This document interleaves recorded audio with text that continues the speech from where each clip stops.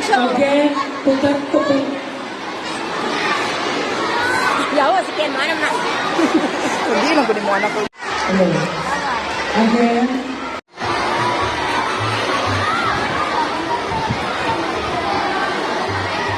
Ito magawa dahil weak ang iyong sarili. At palaala din, iwasan din natin mga mami, daddy, tatay, nanay, yung mga pabaon ng mga junk foods. I-observe na